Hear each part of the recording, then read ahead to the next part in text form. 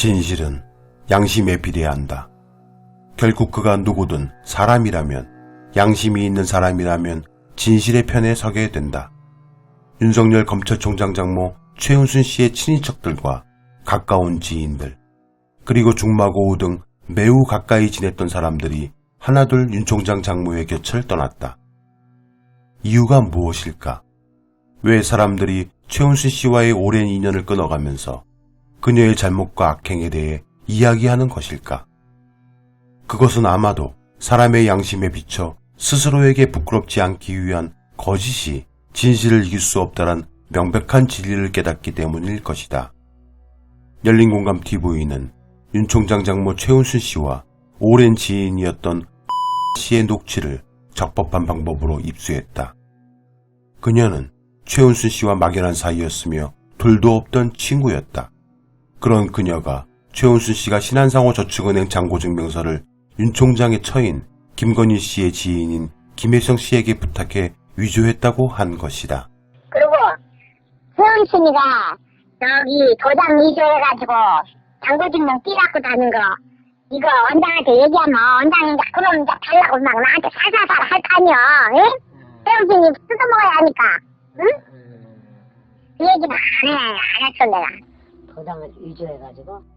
최은순 씨로부터 잔고증명서 위조를 부탁받은 김혜성 씨는 최 씨의 딸이자 윤 총장의 처인 김건희 씨의 지인으로 그는 김건희 회사의 감사를 지냈다.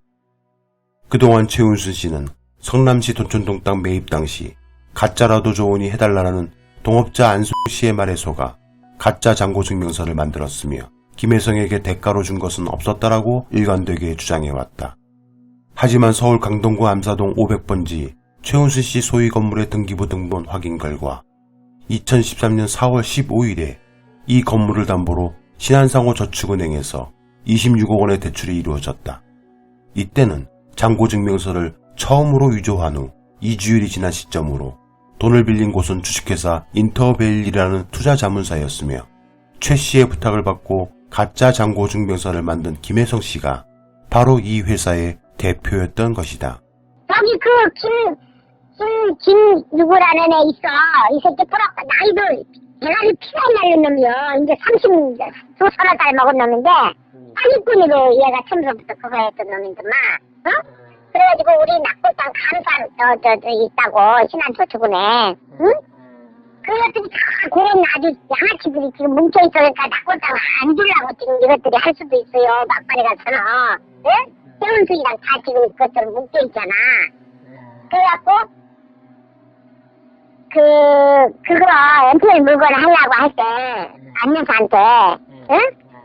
돈이 있다고 잔고증명을 갖고 와서 자 돈 이렇게 있습니다. 응? 그러니까 사주십시오 하고 했단 말이에요. 응? 그래서 허세부렸구나. 김혜성 씨가 잔고증명서를 위조해주자 2주 만에 최은순 씨가 자기 건물을 담보로 김혜성 씨가 26억 원을 대출할 수 있도록 허용해줬다는 것. 이것이 바로 대가가 아니고 무엇이란 말인가. 김혜성 씨가 신한그룹 박순석 회장의 도장을 위조해 잔고증명서를 만든 것이란 사실을 씨는 말하고 있다. 했는데 그거를 돈이 없는 빈 깡통이요. 예? 그리고 이거를 조사를 해보니 박순석이가 도장을 찍은 게 아니요. 그러면 사무소 위조지 뭡니까? 예? 똑소리만 사는 거이지 큰일 나요. 예? 이것은 바로 감옥 가. 그분들 너가 갖고 있어? 최은순 씨는 동업자 안수홍 씨가 시켜서 한 일이라며 법적 책임을 모면해왔다. 그리고 검찰은 동업자인 안수홍 씨만을 사기 혐의로 기소하여 실형을 살게 했다. 그렇게 안수홍 씨는 징역 2년 6개월을 감옥에서 지내야 했다. 있을 수 있는 일이요? 응? 그래서 걔는 문서 위조한지 도사하냐. 그러니까 원본을 저기 조야 갖고 있어. 안 여자가 원본을 다 기소해버린 거야 얘네들한테. 응? 지금 몇 개를 갖고 있대요 그거를. 그래갖고 잔고증명 응? 돈 있다고 박순석이 신한저축은행 응?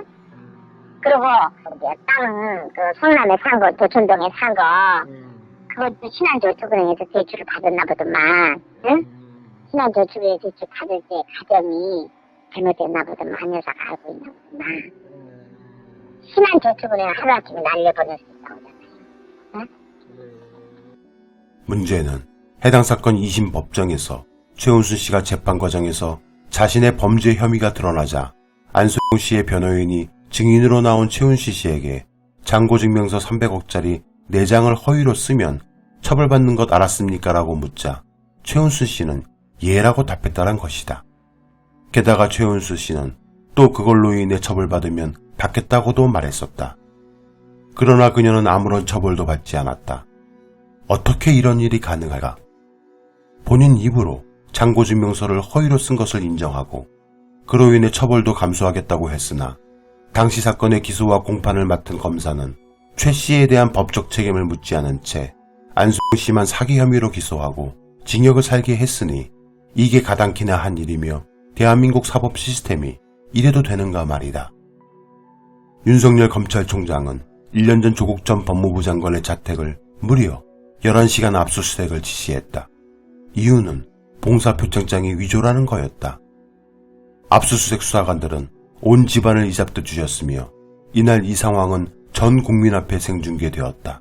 그리고 그들은 조국 전 장관 딸의 중학교 때 작성했던 일기장까지 들고 가려 했었다. 그런 그가 지난 검찰총장 청문회에서 장모의 350억대 잔고증명서 위조한 사기건은 자신과 무관하다고 선을 그은 바 있다. 조국 전 장관 딸의 표창장은 원본도 없이 사본으로 신속하게 정 교수를 기소했던 것과 달리 한 번도 아닌 총 4차례에 걸쳐 350억 원 상당의 은행잔고 증명서를 위조해 돈을 빌린 장모 최은순 씨의 명백한 사기 중대 범죄에 대해서는 공소시효 만료만을 기다리고 있다. 검찰은 이 사건을 앞으로 어떻게 수사할 것인가가 주목된다. 신한상호저축은행은 어떻게 보면 이 사건으로 은행 신용에 막대한 피해를 입은 것이다. 그러나 신한상호저축은행은 아무런 법적 조치를 취하지 않았다. 그리고 신한상호저축은행은 현재 바로저축은행으로 은행명을 교체했다. 얼굴을 바꾸고 이름을 바꾸는 신분세다. 참 그 나물의 그 밥들이다.